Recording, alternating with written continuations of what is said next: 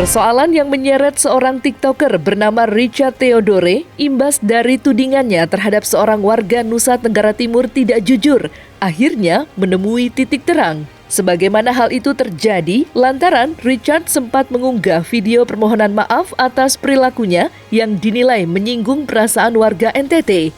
Dengan wajah menyesal, ia pun juga mendatangi kantor Sekretariat Forum Pemuda NTT dalam hal memenuhi somasi dan menyatakan permintaan maaf di hadapan organisasi masyarakat tersebut. Dalam hati yang mendalam tidak ada niatan 1% pun, sedikit pun untuk saya berkonten di NTT.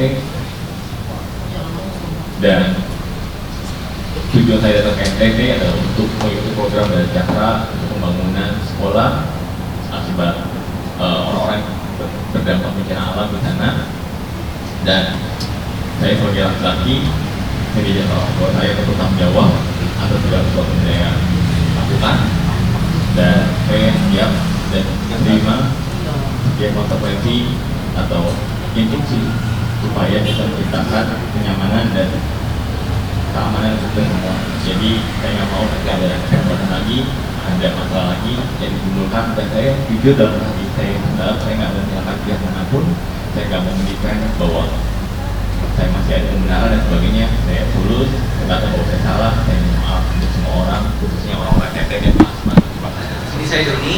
Di sini bisa dibilang saya adalah orang yang membuat atau yang menyebarkan video tes kejujuran yang beredar saat ini. Sebelumnya saya meminta maaf dari hati saya paling dalam. Tidak ada niat atau maksud saya untuk mendeskripsikan atau menghina warga NTT untuk membuat konten seperti itu. Semuanya dibuat secara spontan tanpa saya pikir panjang dan dampaknya seperti apa. Dan saya menyesali atas apa yang saya perbuat, dan pada kesempatan ini saya berterima kasih kepada Forum NTT yang sudah memberi kesempatan saya untuk meminta maaf dan mencarikan solusi yang terbaik untuk menyelesaikan masalah ini. Saya yakin bahwa Forum berdua ini menyesal perbuatannya, dan sekali lagi kamu mengakui bahwa itu salah. Dan kita sebagai umat beriman ya hendaknya kita membuka pintu maaf, karena kasih itu indah, kasih itu harus berani untuk memaafkan.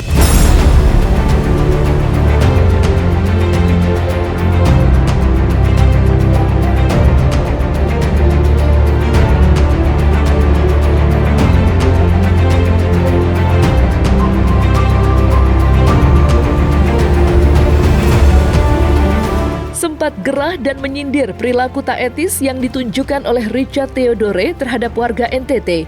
Komika Ari Kriting nampaknya juga turut hadir dalam konferensi pers tersebut. Namun, melihat adanya jalan damai yang ditempuh, Ari pun bersyukur persoalan tersebut telah mereda lantaran Richard sudah mengakui kesalahan yang ia perbuat dan meminta maaf. Kalau saya sih sebenarnya senang sekali ya.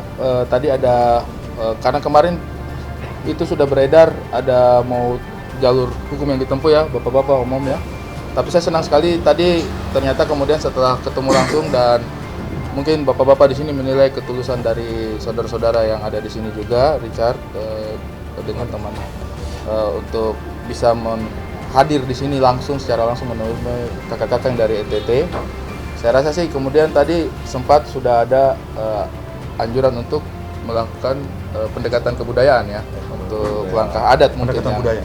Ya, pendekatan budaya mungkin untuk kedepannya. Tapi itu nanti keputusannya silakan teman-teman dari bapak-bapak NTT dengan Richard sendiri. Saya bukan situ sebenarnya wilayah saya. Kalau saya di sini sebenarnya datang itu karena satu diutus sama kakak Godfred. Kakak Godfred suruh saya, Arif, kau datang lihat dulu adik-adik di sana tuh, siap. Yang kedua adalah ini sebagai tanggung jawab moralnya saya, mungkin juga sebagai salah seorang penggiat sosial media sama-sama dengan Obi, karena kita mungkin juga kemarin turut serta memberi tanggapan dan akhirnya sampai kepada publik. Ya, kalau saya pribadi sih, kita jangan hanya rame-rame di sosial media saja, tapi kita tidak tahu dampaknya sampai sejauh mana. Kehadiran Ari Kriting nyatanya bukan hanya menjadi saksi jalan damai yang ditempuh oleh Richard Theodore dan Forum Pemuda NTT.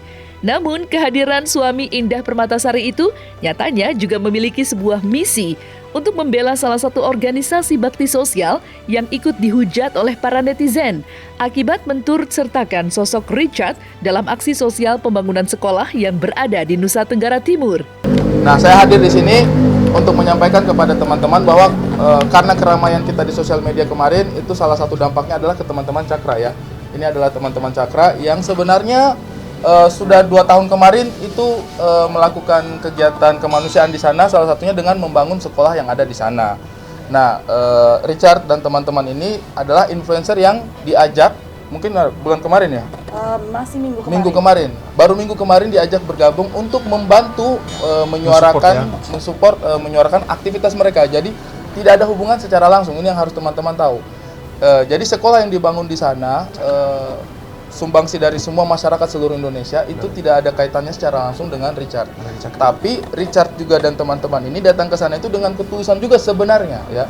Mereka juga datang ke sana itu atas biaya sendiri juga ya, atas keputusan pribadi juga, karena mereka juga support kegiatannya Cakra. Cuman kan namanya manusia mungkin ada kesalahan satu dan lain hal yang bikin mereka akhirnya sampai pada titik seperti ini. Mudah-mudahan ini menjadi pembelajaran juga untuk mereka. Tapi untuk saya pribadi sih berharap bahwa ini kita bisa pisahkan gitu. Teman-teman Cakra sudah 2 tahun mengerjakan pekerjaan mereka, sekolah yang sangat dibutuhkan sama anak-anak di Indonesia Timur.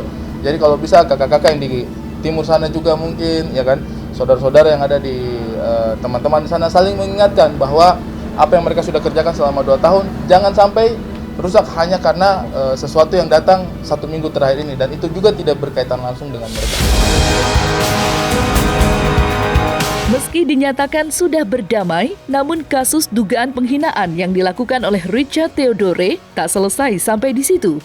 Pria yang juga berprofesi sebagai seorang pengusaha itu pun dituntut untuk menyelesaikan secara adat atas video tes kejujuran yang dianggap menyimpang oleh masyarakat NTT. Pada intinya begini, hari ini kita sudah membacakan somasi ya secara terbuka dan kopi sudah dipegang juga sama beliau. Yang berikutnya kami nanti ada deadline. Nah, di poin itu salah satunya itu bahwa beliau bersedia untuk menyelesaikan secara adat ya. Karena ini tuntutan warga NTT juga ya, warga NTT baik yang di sana maupun diaspora dimanapun berada. Yang kedua, terkait kesediaan beliau untuk penyelesaian secara adat, tentu kan ada deadline-nya kan. Kami nanti akan diskusi secara terpisah, ya kan. Dan apabila misalnya beliau tidak melaksanakan, tentu kami akan mengambil langkah hukum. Itu pasti.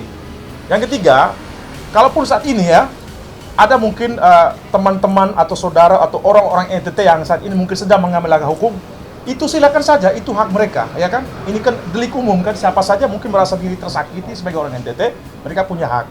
Tetapi tadi sudah dijelaskan oleh rekan kami, Pak Ardi, rekan advokat juga, beliau sudah menyarankan, bahkan mungkin kalau memang ada yang laporan begitu, beliau berusahakan untuk melakukan koordinasi bagaimana mencari solusi yang terbaik. Memang ini sangat dampaknya luar biasa.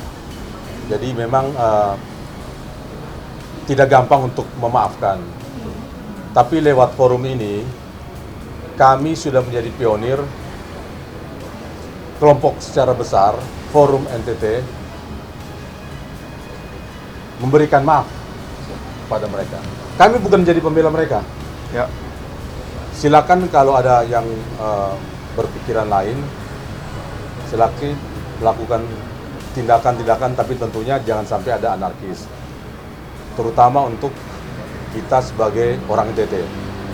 Karena ini adalah forum NTT yang disebut, maka kami mencoba melokalisir ini. Kepada Bapak Hasan, kami sudah sarankan bahwa mereka dalam poin kesepakatan juga menyampaikan harus datang ke tempat Pak Hasan. Jadi kita melihat dan meyakini betul bahwa ini memang dari lubuk hati mereka berdua. Itu menjadi clear. Tetapi menjadi persoalan apabila kalayak ingin mempersoalkan secara hukum, ini adalah negara hukum, baik adanya. Jadi jangan sampai ada peradilan-peradilan jalan, sampai misalnya memberikan sesuatu yang terapi ataupun tekanan kepada mereka, jangan sampai itu dilakukan. Tetapi untuk persoalan hukum, apalagi sekarang udah kebijakan dari pemerintahan Jokowi, Kapolri, Kejagung tentang restorasi justice. Saya menghimbau alangkah baiknya kita melakukan itu. Tentu silakan proses hukum ini berjalan sesuai dengan derajat kesalahannya. Tapi lewat forum ini kami menghimbau juga sebaiknya kita melakukan langkah restorasi justice. Lalu mereka juga mungkin bisa diberikan kesempatan untuk melakukan hal-hal yang positif.